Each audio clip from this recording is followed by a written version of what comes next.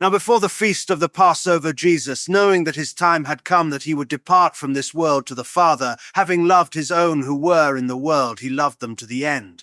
During supper, the devil having already put into the heart of Judas Iscariot, Simon's son, to betray him, Jesus, knowing that the Father had given all things into his hands, and that he came from God and was going to God, arose from supper and laid aside his outer garments. He took a towel and wrapped a towel around his waist. Then he poured water into the basin and began to wash the disciples' feet and to wipe them with the towel that was wrapped around him. Then he came to Simon Peter. He said to him, "Lord, do you wash my feet?" Jesus answered him, "You don't know what I am doing now, but you will understand later." Peter said to him, "You will never wash my feet." Jesus answered him, "If I don't wash you, you have no part with me." Simon Peter said to him, "Lord, not my feet only, but also my hands and my head."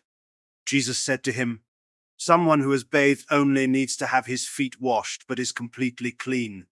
You are clean, but not all of you." For he knew him who would betray him. Therefore he said, "You are not all clean." So when he had washed their feet, put his outer garment back on, and sat down again, he said to them, "Do you know what I have done to you? You call me Teacher and Lord. You say so correctly, for so I am. If I then, the Lord and the Teacher, have washed your feet, you also ought to wash one another's feet. For I have given you an example, that you should also do as I have done to you. Most certainly I tell you, a servant is not greater than his Lord, neither is one who is sent greater than he who sent him. If you know these things, blessed are you if you do them. I don't speak concerning all of you. I know whom I have chosen. But that the scripture may be fulfilled, he who eats bread with me has lifted up his heel against me. From now on, I tell you before it happens, that when it happens, you may believe that I am he. Most certainly I tell you, he who receives whomever I send receives me, and he who receives me receives him who sent me. When Jesus had said this, he was troubled in spirit and testified, "Most certainly I tell you that one of you will betray me." The disciples looked at one another, perplexed about whom he spoke. One of his disciples, whom Jesus loved, was at the table, leaning against Jesus' chest.